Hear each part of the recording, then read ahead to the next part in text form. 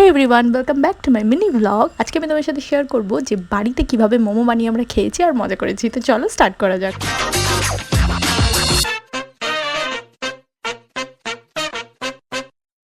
তো রাহুল এখানে সন্ধ্যাবেলায় গিয়ে ময়দা নিয়ে চলে এসেছিলো, আমাকে দিয়ে দিয়েছিলো, আর ময়দাটা আমি একটু ফুস করে বার করেও দিয়েছিলাম।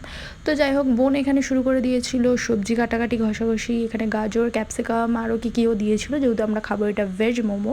আর এগুলো করার জন্য আমাদেরকে ঘর থেকে বাইরে বার করে দিয়েছিলো, তাই আমরা গেটের বাইরে করছিলাম। আর জেলি এখানে এসে লোভ দিচ্ছিলো, তাই বোন ওকে ওখান থেকে ভাগিয়ে দিয়েছিলো। তাই মনে দুঃখে এখানে ও বসেছিল, আর আমরা চলে এসেছিলাম রান্নাঘরে। বোন এখানে ময়দাটা মাখতে লেগেছিলো, আর আমি ভাবছিলাম যে কী করবো। তো আমাকে বললো তুই নোংরাগুলো উঠিয়ে দে। তো আমি এখানে সব সবজিগুলো ফ্রিজে রাখার জন্য সব গুটিয়ে গাটিয়ে তুলে নিয়ে যাচ্ছিলাম। আর সত্যি কথা বলতে আমার মায়ের ফ্রিজে এত জিনিস থাকে এলোমেলোভাবে যে কোনো কিছু ঢোকানোই যাবে না। তো আমি চেপে চেপে চেপে চেপে এগুলোকে ঢুকিয়ে দিচ্ছিলাম ফ্রিজের ভেতরে, কেন কিছু জায়গায় ছিল না। তারপরে চলে গেছিলাম এখানে নোংরা ওঠাতে, মানে যেগুলো খোসাপাতিগুলো ফেলে রেখেছিলো। অ্যাকচুয়ালি আমি অনেক কাজ করছিলাম, তোমরা দেখতেই পাচ্ছ যে আমি সব কিছু গুছিয়ে নিয়েছিলাম। দেন গুটি গুটি পায়ে চলে গেছিলাম বোনের কাছে। তো বোন যেতে যদি আমাকে একটা কাজ দিয়ে দিয়েছিলো, সেটা হচ্ছে যে ময়দার প্যাকেটটা খুলে ওকে একটু ময়দা দেওয়া, কেন কিছু মোটামুটি মেখে নিয়েছিল, বাট তাও একটু শুকনো ময়দা লাগছিল।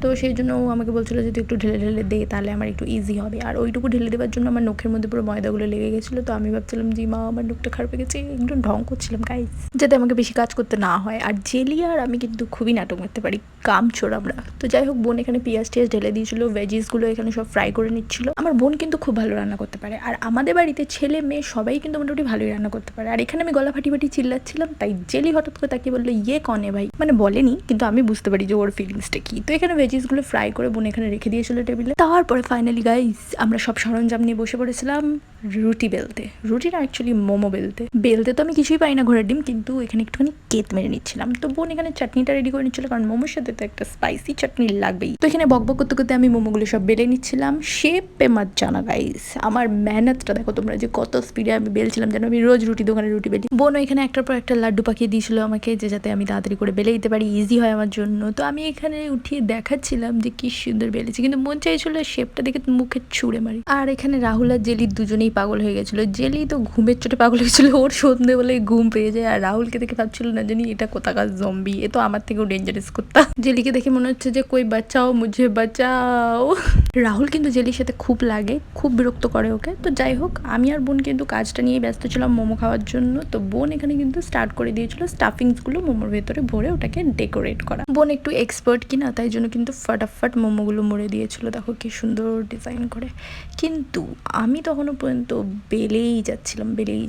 তারপরে একটা ট্রাই নেওয়ার জন্য নিয়েছিলাম যে দে আমি কেমন করে মুড়ি একবার শুধু দেখ। কিন্তু গাইস আমি ভুলেই গেছিলাম যে কিভাবে করতে হবে, আমি পুরোই ভুলে গেছিলাম, কিচ্ছু বুঝতে পারছিলাম না যে কিভাবে কি করব। তো ইজ্জত কা ফালুদা করে আমি চলে গেছিলাম বোনের সাথে মোমোগুলোকে দেখতে কিভাবে ও সাজিয়ে সাজিয়ে দেয়।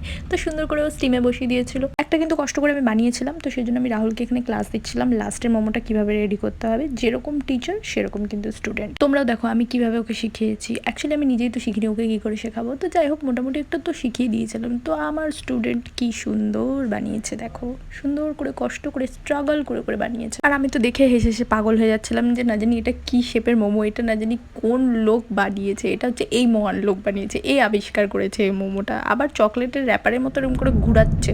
যাই হোক, আমাকে ডিসঅ্যাপয়েন্ট না করে একটা মোমো কিন্তু অ্যাটলিস্ট বানিয়েছে, যেটা দেখে মনে হচ্ছে না জানি কার লাশ। আবার টিয়া পাখির মতো একটা ঠোঁট, না জানি কি এটা, ভগবান জানে এটা কি।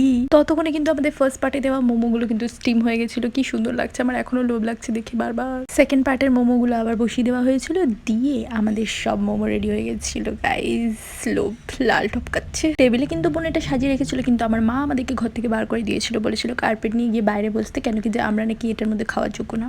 তো যাই হোক, আমরা এখানে বাইরে বসে গেছিলাম, বেশ হাওয়া দিচ্ছিল ফুরফুরে, আর আমরা এখানে মোমো আর চাটনি লাগিয়ে খেয়ে বলছিলাম উফ টেস্টি। মোমোটা দেখতে যতটা ভালো ছিল, খেতেও কিন্তু ততটাই ভালো ছিল। কিন্তু যে চাটনিটা ছিল এত স্পাইসি, বাপরে বাপ, ঘাম ছুটি দিয়েছিল আমাদের। খেতে খেতে আমি একটুখানি রাহুলকেও ডেকে নিচ্ছিলাম যে তুমিও খেয়ে টেস্ট করে দেখো। তো রাহুলের বদলে তো জেলি চলে এসেছিলো, ওরও তো খুব আমার মতো লাল টপকায়, ও খুবই লোভী।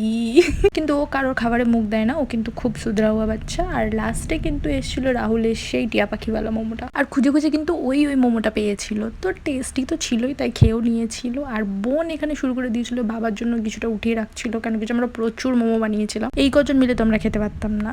তো এটাই ছিল আমার আজকের ব্লগ। তোমাদের যদি ভালো লেগে থাকে তাহলে লাইক কমেন্ট শেয়ার অবশ্যই করে দিও। দেখা হচ্ছে নেক্সট আরেকটা ভিডিওতে। Till then take care, tata, bye by.